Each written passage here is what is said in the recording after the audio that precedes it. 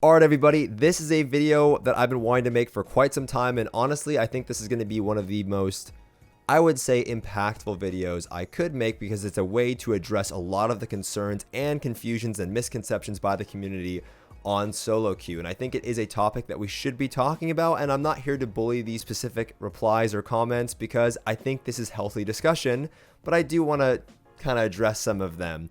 My last video got so much support, it was incredible, and I went through 1,500 comments on that video, and it took me a while to find some of these, but I did find them. But I do think they represent some of the mentality behind players that are opposed to solo queue in World of Warcraft. So let's go through them, let's talk about them, and then I have an amazing one that I'll leave for the end, and a clip that I think you guys will really enjoy because it does represent my ideology behind solo queue and why I think it is good for the game and why Blizzard should implement it. Let's get into it. So a really common misconception is that solo queue is a 1v1 game mode, and that some people think it's a horrible idea and some people think it's a great idea. Solo queue, the system that a lot of people are advocating for, is not a 1v1 game mode. A lot of games have a solo queue system, and typically that involves you being placed on a team using an MMR system where you compete against other players. And in World of Warcraft, that would either be a 3v3 or an RBG bracket, but it is not a 1v1 game mode. I'm not opposed to a 1v1 game mode, but that's not what we're talking about here. So before you go in all caps and get angry about it, it's probably best to understand I guess what we're talking about here. Another concern is that people say that solo queue, would it be in a separate bracket? Lucas says that he has no problem smashing other solo queue groups with his pre-made group. That's not how it would work. You would be placed against other players that are also in a solo queue bracket. It would be a separate bracket from 2v2, 3v3, or rated 10v10 RBGs. A lot of people say things like the rewards can't be the same. Why would anyone ever do 2v2 or 3v3 if the rewards are the same? They shouldn't be the same. And in fact, what I would do is I would add a PvP stat on gear. We'll get to gearing in a second. I'd add a PvP stat on gear. I would up the conquest and the honor you receive from all PvP activities. But by adding a PvP stat, you make it less attractive to PvE players, and you just have solo queue being the lowest rewarding option in terms of honor and conquest compared to group 2v2, group 3v3, and rated Battlegrounds. Another really big misconception is that players will say, well, you can't add solo queue because certain classes would just dominate in solo queue, like warriors would do so well, or rep paladins would do so well in solo queue. That already exists in the game everywhere. Are we going to deny the fact that certain classes do better in 2s, certain classes do better in 3s, certain classes do better in Mythic Plus, certain classes or specs do better in Raid? That already happens in the game. We don't delete or not have those parts of the game exist. We don't delete those aspects of the game because certain classes perform better. That's just part of the game. Another really weird misconception is when players say that people only want solo queue because they're bad, or they think their teammates are the reasons they're not gladiator. Bad players deserve to be stuck at the bottom of the bracket. I mean, that could be true. I don't know. I mean, I know I want it. I know my friends want it. I would consider us pretty decent players. I don't blame my teammates. There's a wide variety of reasons why somebody would want solo queue. I think to paint the brush once again to say the only reason why people want solo queue is because they're bad at the game is just silly. Sometimes I want to play at 2 in the morning. Sometimes my friends aren't online, and that results in me just not logging in the game at all if my friends aren't online, because there's nothing else I really want to do in the game other than what I enjoy doing in the game. Some people might want to try out unique specs, right? They play arms and 3s, but they really want to try out Fury, but then they have to go around and try to find someone that wants to play with their Fury Warrior. Maybe you play a spec that's not very desired and you really want to play that, and you're not getting in pre-made groups because that spec isn't desired. There's a wide variety of reasons why somebody would want it. One of my main reasons is I'm tired of pre-made comps. I'm tired of seeing the same comp over and over and over and over again, and that's never going to go away.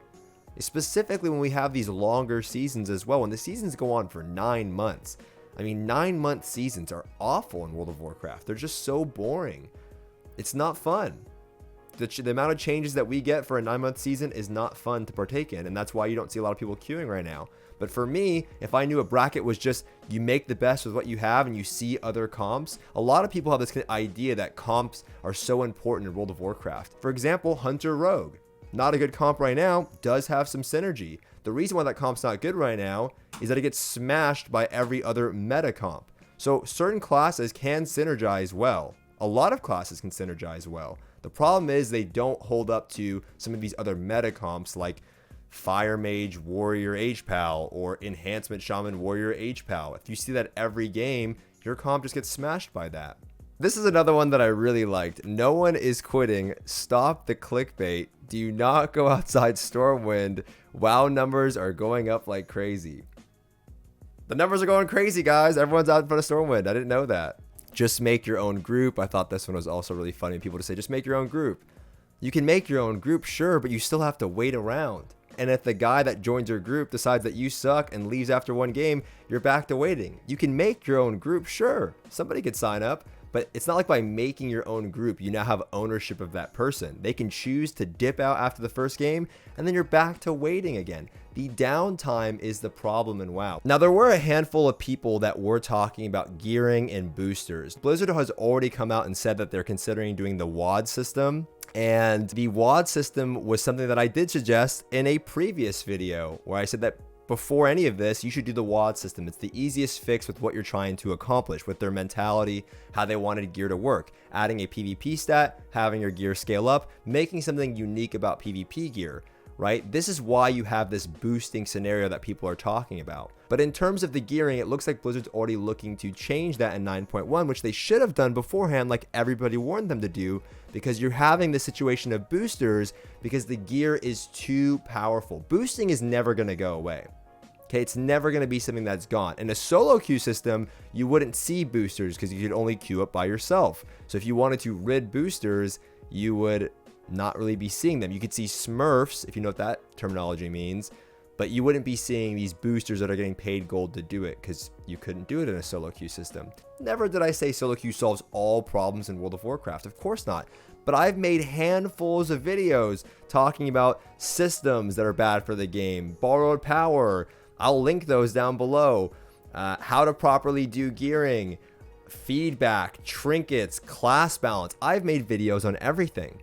But I feel like for me, the most important thing is allowing players to play the game first and foremost, which is why it's something that I've been pushing for in terms of solo queue for quite some time. Another really interesting one is when people reference solo queue being a toxic experience. We don't need solo queue. It's perfect the way it is. You have to be determined and go through cancer to push rating. The game is already toxic. How do you weigh out what's toxic? I would say waiting an hour in an LFG system just to get into a group for someone to call you bad and then leave after one game is a toxic experience. It already exists. It's not like it's, what are we trying to mask here? The WoW community, I would say, isn't uniquely toxic compared to a lot of other games. Again, I think people are toxic, but what I will say is the longer a game has been out for, the more knowledge you're supposed to have, the more people know about the game, the more experience. It's like that Kruger effect. Is it Dunn-Kruger effect? I'll have it somewhere on the screen, where people think they know everything about the game. I don't think it's the WoW player base. The reality is the game has been out for a long time. People are toxic in general. They think they know everything. And sometimes that can have an effect in excluding other players from even playing the game when you have a system where you can't queue up by yourself. Not saying that you would always queue up by yourself, but if you wanted to play, you're dependent on other people accepting you in your groups. People also make the claim that solo queue would be sloppy and bad. I don't know about you guys, okay, but I spend a good portion of my time reviewing gameplay and VODs. I do it a lot. And what I watch is already sloppy and bad. A lot of people don't know what they're doing wrong. They have no idea what the issues are. They don't have enough games played to kind of figure that out. I'm not really worried about my games in solo queue being sloppy and poor. I'm not worried about not being able to climb through the solo queue system because I know that I'll probably end up winning more than I lose. Yes, I'll lose some games because I might get a bad matchup or someone on my team isn't that experienced. Am I going to be upset about it? Not really, because I'll just queue up again. I'll just get another game. You know, in Hearthstone, I love boomer games. Hearthstone, TFT, it's my favorite. If I tank in those games, I know I can get it back because I can just keep queuing up. And wow, it feels so bad when you tank because it was so hard to get into a group to get to that rating that when you go down, it feels horrible because you don't know if you're gonna get the chance to do it again. Like, am I gonna get back up here again? Am I gonna find a team that wants to play with me now because I'm 2K and not 2200? Or you know, 3K. This was the comment that a lot of people brought up. I know Zach watched my video, Asim watched my video, and I think he has the same take, which it's not a bad take, but I think people really should spend some time thinking about this concept, because I don't think it's going to go anyway soon. So let's just hop into it. So a lot of people suggest that solo queue would, you know, it's community destroying, or it's going to remove all aspects of the game. The LFG tool is fine. The LFG tool is not fine, and that's why I recommended you guys to watch my first video, because there are actually fundamentally things wrong with the LFG tool. I can go through a couple really quickly. Number one, you can't do anything else while you are in the group finder. That's why a lot of people don't like forming groups, because you can't do anything in the game. You can't do any instanced activities in the game. And I don't want to go down this rabbit hole. The game shouldn't be as instanced. A lot of the content is instanced in WoW. You can't do BGs. You can't do scrims. You can't do any arena. You can't do Torghast. You can't do any raids or Mythic Plus. But maybe you are interested in doing arena, RBGs, or any of that content. You can't be in a group in the group finder. You have to sit still and do absolutely nothing. What's even crazier is that the tool is really bad at finding other players. Let's say, for example, I'm looking at the LFG screen. I don't want to make a group, because if I make a group, I'm locked out of all content in the game. So I'll just look at the screen. And then there's another person on the other side of the world that would be someone that I would pair up great with, is also looking at the same screen. We don't know each other exist. The only way I'll know that person exists is if he decides to give up his ability to essentially play the game and sit in that group tool. And when he's in that group tool, he also can't see if I joined another group. Maybe there's another group that he would mesh well with. It's the exact comp that he wants to play, but if he's in that tool, he can't see any other groups around him. You can't see it. The tool itself is very bad at finding. You should be able to do everything in the game and then have this thing running in the background if you want to keep the LFG tool. So the tool itself is very bad and should be updated. And it's not like the tool is amazing. But on top of that, let's just talk about the social experience of the tool.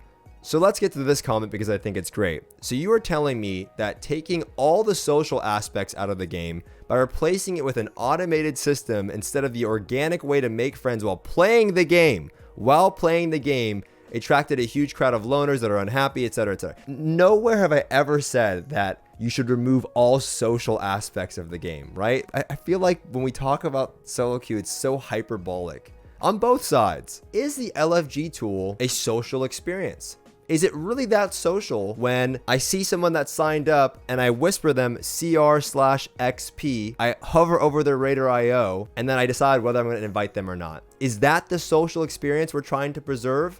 I can think back to all the times that I have made friends through the LFG tool. In Legion, I met this rogue through LFG. I hit him with the classic CR/XP. He matched up. I invited him to the group. There was no conversation had, and that's how a lot of groups go. I know this from firsthand experience. I'm not just generalizing this. The way you make friendships in WoW is by playing the game. When I was playing with him, after our first game, he did a really nice play on his rogue, and I'm like, hey man, would you like to play again sometime? That guy ended up being one of my good buddies for the expansion. We exchanged phone numbers. We were hitting each other. We were talking on Discord, chilling, just like, it was fun, right? But it wasn't the tool. That tool is just an automated system where you manually pick the person you're playing with, right? It's just people fly into the system and you click. My roommate in college, I met essentially through League of Legends, a solo queue game. With WoW, it has way more potential, because the person that you meet, you could then ask to do the boring chores that no one wants to do, but it's way more fun if you do it with a group of friends. Do you want to do 2s? Do you want to do 3s? Do you want to do RBGs? Do you want to do a Mythic Plus or a raid? There's so many things that you can do with the people that you meet through one aspect of the game that it has way more potential than League of Legends in terms of making friends. Why do we assume that you're not going to make friends through solo queue? Why do we assume that the LFG tool is this like sacred, social element of the game? It's horrible. There's nothing social about that. You just say yes or no. You don't even reply half the time. But with that being said, a lot of people do suggest that MMOs have become less social over the years, and that this could be a step in the direction of becoming less and less social, which I don't think it would, but the reality is yes, World of Warcraft has become a much less social game than it was when I started playing 12 years ago. The reason is is that being social isn't a selling point of video games nowadays. And then before you freak out, think about it. When I used to log into the game when I was 12 years old, World of Warcraft was how I communicated with my friends. It's how I connected with other people in the world. Now we're too connected. We're connected everywhere. I don't use WoW to hit up people. I use Discord. I use Twitter. There's Twitch chat. There's YouTube comments. There's Facebook. I mean, I don't know who goes on Facebook, but whatever. We're too connected to the point where people tell you, go outside and disconnect for a little bit. Being social isn't a selling point anymore.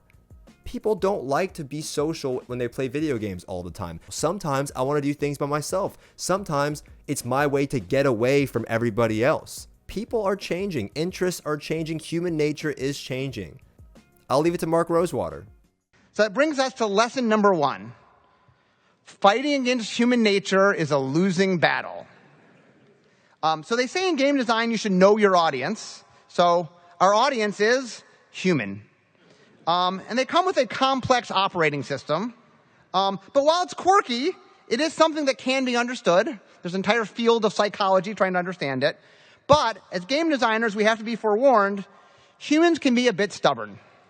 So what I like to say to people is, don't change your players to match your game. Change your game to match your players. Don't get yourself into a fight that you're probably not going to win. So lesson number 1, fighting against human nature is a losing battle. And there are things throughout time, the cell phone, there's things that get invented that change human behavior. But don't assume your game is going to be one of those things, and that when you try to make humans change for your game is going to suffer. Change your game to match your audience, which are human.